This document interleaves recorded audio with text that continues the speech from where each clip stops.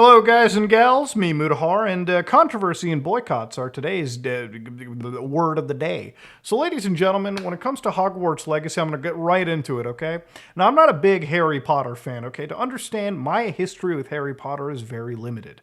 When I was a younger child, my parents put the first movie on pay-per-view, and while it was a cool movie, it never really stuck with me. I never really bothered to watch the movies after it. I never really jumped to it. I'm not a huge fan of that fantasy world, where people are casting, like, magic with wands, okay? Wingardia Leviosa, so to speak.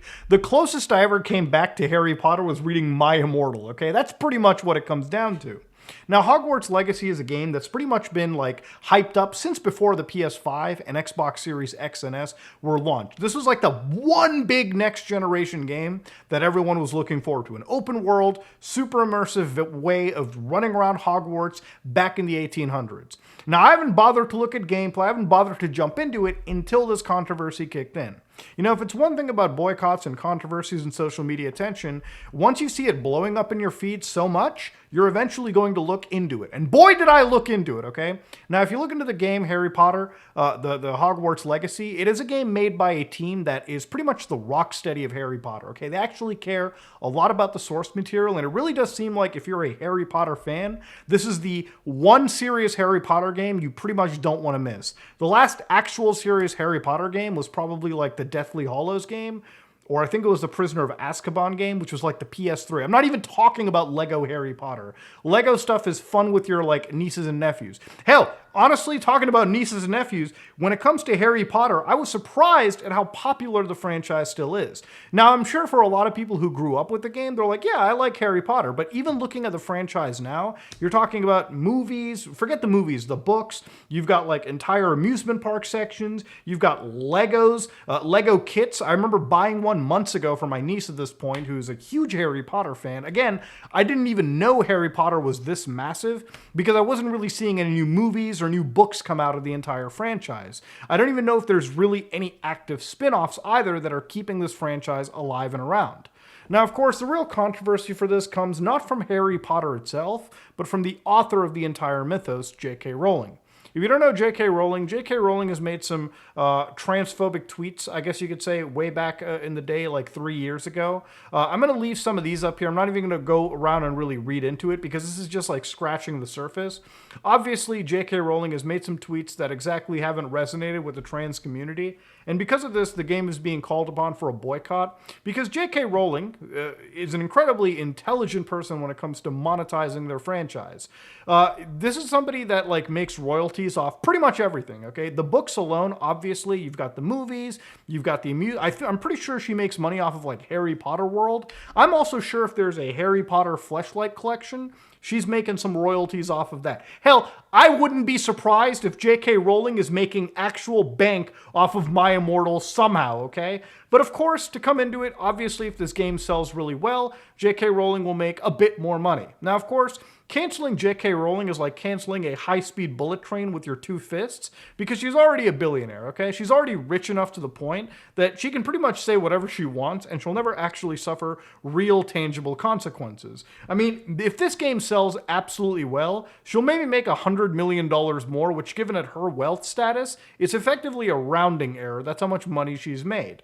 So, of course, J.K. Rowling, obviously, if you can imagine, probably gives money, supports a lot of organizations that the trans community would not like. So at the end of the day, the whole idea has come up that if you buy Hogwarts Legacy, you are indirectly financing, or let's be honest, directly financing J.K. Rowling in some capacity, and she can use that money that you end up giving her to spend on something that's, anti-trans, if you will, too.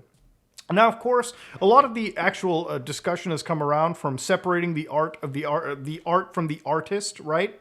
Which, again, is an argument that I've seen come out from time to time around anything.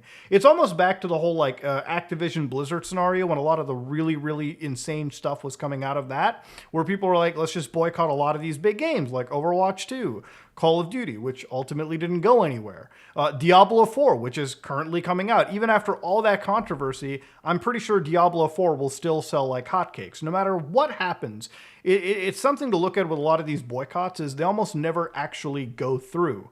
Now, of course, if you look into the sales for Hogwarts Legacy, despite the big backlash, Hogwarts Legacy, as far as I've been able to see on Steam, is the highest selling game. Ignore Counter-Strike and Steam Deck, okay? Counter-Strike is a free-to-play game with microtransactions, and Steam Deck is Valve's own hardware, which is selling like hotcakes. The actual game being sold is Hogwarts Legacy, okay? Far above Call of Duty Modern Warfare 2, which, again, if your game is outselling Call of Duty right now, you gotta have some insane level of brand power, which, of course, Hogwarts or anything Harry Potter absolutely does.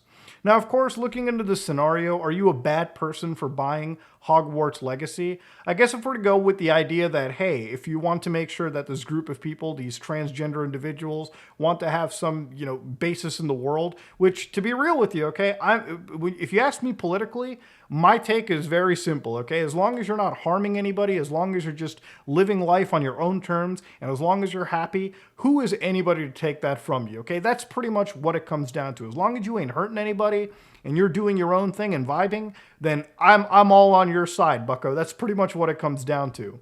Now, of course, are you a bad person for supporting this video game? It's a reality that without or with this boycott, ultimately J.K. Rowling will be completely unaffected for the most part, given that the royalties she'll make will actually gloss over the fact that this will actually hurt Avalanche Software and those developers a lot more than anything else. People have to understand that when it comes to Harry Potter or it comes to a franchise this big and it comes to licenses handed out like this, there's a lot more people suffering under the weight of these actual, I guess you could say these boycotts than, again, J.K. Rowling. If you wanted to impact her directly, there's better ways than this. But of course, when it comes to just Harry Potter and it comes to the idea, I think the other question is, like, even looking into the controversy, there was like moments of like anti-Semitism that was mentioned because of the goblins and also a lot of looking into just Harry Potter lore itself, which is its own read, mind you. But of course, looking into the controversy for a lot of these situations, as long as the game isn't necessarily pushing anything negative within its own storytelling,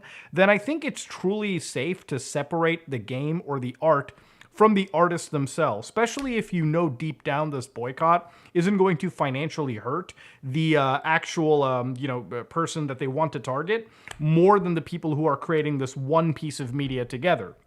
I think that's the really interesting part of this boycott that I look into it. Versus other boycotts like, I don't know, say Activision Blizzard, where like directly the focal point was to actually harm the company or make a message known for a lot of their bad practices within the company itself. This is clearly somebody who is well detached from this game production itself, and the only connection they have is literally because of the IP that they have made, and they continue to receive royalties, fractions of money from, obviously because of licensing agreements.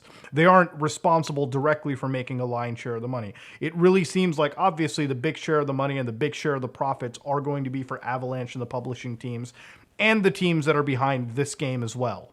I'm pretty sure in the last couple of years, I've seen like Daniel Radcliffe, pretty much all the actors and actresses for the Harry Potter franchise come out and pretty much disown whatever she's been saying. In fact, the development team that's working on this game itself, pretty much I do not agree, as far as I've seen, on whatever J.K. Rowling has said. They're literally just it really just seems like Harry Potter fans making the ultimate Harry Potter game. And of course, a boycott that happens ultimately will affect the development teams over here, the publishing teams, and pretty much that's the ultimate collateral damage that also comes from boycotting this game too. If you want to have your cake and eat it too, when it comes to a game like this, consider buying it used, all right? Then you can support a mom and pop shop or some standard video game shop, have your game, and your proceeds will never ever touch the publishing teams, the development teams, and J.K. Rowling. That way you'll get to play your game and effectively financially boycott it too, all right? And of course, that's pretty much where I'm going to leave it at without getting a channel guideline strike for any other forms. Ladies and gentlemen, that's pretty much what it comes down to with the Hogwarts Legacy boycott. Again, I think it's going to be interesting to ask how many people are going to be supporting this game or not supporting this game based on whatever J.K. Rowling has said. But yeah, ladies and gentlemen, this is the Hogwarts Legacy controversy, if you will. I wanted to sort of get it off my chest. I wanted to talk about these boycotts. I wanted to look into all of it. And yeah, this is me, Mutahar, and I am out.